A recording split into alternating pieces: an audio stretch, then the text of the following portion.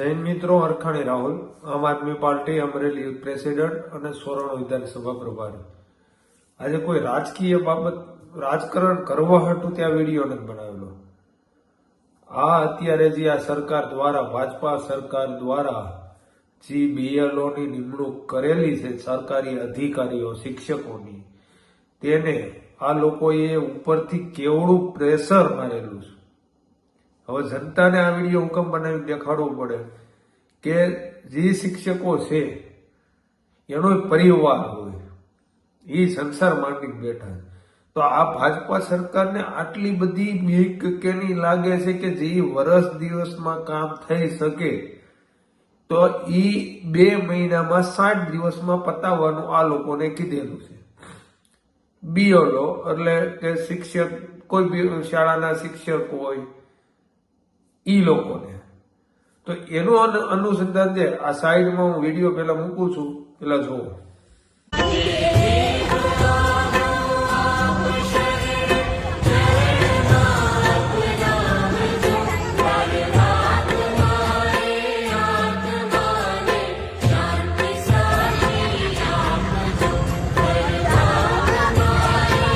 આ વિડીયોના મારફતથી હું ગુજરાતની જનતાને શેર કરવા વિનંતી કરું છું, કેમ કે આમાં 4 જણા એક્સપર્ટ થઈ ગયા, 3 એટક આવી ગયો, એકે આત્મહત્યા કરી.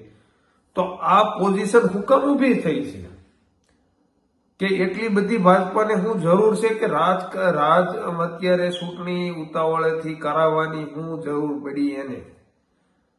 એટલે આ જનતા હવે વિચારવાનું છે કે આ લોકો અત્યારે જે વર્ષ દિવસનું કામ કરવાનું હતું તો એ 2 મહિનામાં પતાવવાનું કીધું.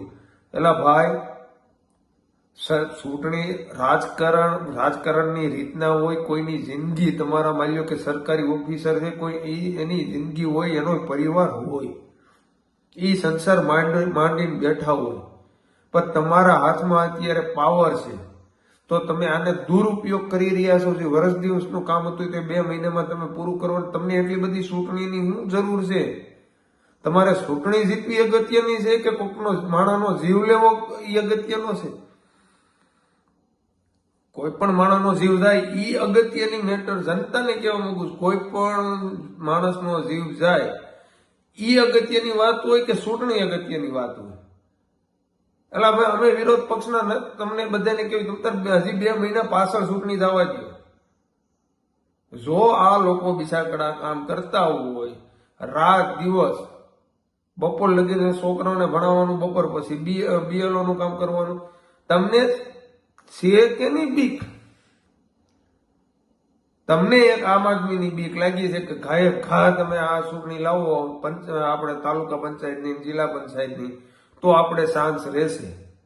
પણ તો અમે કહેવા માંગીએ છીએ બે હાથ જોડીને, ભાઈ, અમારે આવું રાજકારણ નથી કરવું. કોકનું જીવ લઈને અમારે નથી રાજકારણ નેતા બનવું. અમે ઘરે બેઠા એ રેડી છે. તમે તારે જાઓ, તમે બધું જીતી ગયા, તમે બધી સરકાર બનાવી લીધી, તમે બનાવો સરકાર. પણ જે અમુક છોકરાના એના મા બાપ સાથ છોડીને વયા ગયા છે, એનું જરીક ઘરે જોવો તો ખરા પરિવાર. એની ઘરે હું દિશા થતી હોય.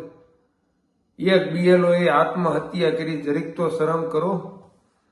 તમે ક્યાં માનસિકના હિસાબે આ રાજકારણ તમે લઈ ગયા?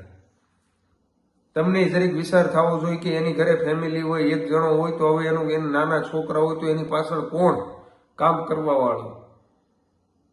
આ 4 જીવ ગયા છે આ ચૂંટણી વાહે. હવે જનતાને હું વિચારવાનું કહું છું કે જો આટલા આંધળા ચૂંટણી ઇલેક્શન જીતવા હાટુથી ભાજપ વાળા જો આટલા આંધળા શખ્સ બની ગયા છે કે આને સત્તાની કેટલી લાલચ છે. ભાઈ, સત્તા તમારી રાખો, બધું તમે રાખો. 6 મહિના તમ પાછળ ચૂંટણી રાખો, તમારી ઈચ્છા છે. અમને કાંઈ વાંધો નથી. અમે 6 મહિના પછી આપણે લડી લેવું. પછી આ જીવ જાય છે એનું જરીક બે વિચારીને તમે શાંતિથી વિચારો કે એનો પરિવારની શું દિશા થતી છે. અને હવે ગુજરાતની જનતાને જોવાનું છે કે આ લોકો 1-2 ફદિયાની ચૂંટણી જીતવા હાટુથી આ કઈ કક્ષાએ હલકી નવા ઉતરી જાય એમ છે. નફટ ભાજપના નેતાઓ, શરમ આવવી જોઈએ તમારા દાદાને કે કોકના પરિવાર તમે છીનવો છો. અમે તમને કેવી છે કે ભાઈ તમે ચૂંટણી બધી જીતી જાઓ. અમારે રાજકારણ નથી કરવું, અમારે ઊભું નથી રહેવું. પછી એના પરિવાર હાલે છે, એનો પરિવારમાંથી કોઈ તમે કોઈ એક વડીલ હોય, એ કમાતું હોય, તમે એને આટલું બધું પ્રેશર મારી અને એટક આવે, આત્મહત્યા કરે છે. એનો વાહેલો પરિવાર તો જોવો, એના છોકરા શું કરશે, એના ઘરના શું કરશે, એના મમ્મી શું કરે. એટલે હવે બે હાથ જોડીને સરકારને વિનંતી છે કે તમે આ પ્રેશર રહેવા દો અને ચૂંટણી તમારે જીતવી તો તમે જીતી જાઓ, અમને કાંઈ વાંધો નથી. પણ તમે જીકો આ માણસના જીવ જાય છે તેમાં દરેક ન્યાય કરો એવી હું વિનંતી કરું છું. જય હિન્દ, જય ભારત.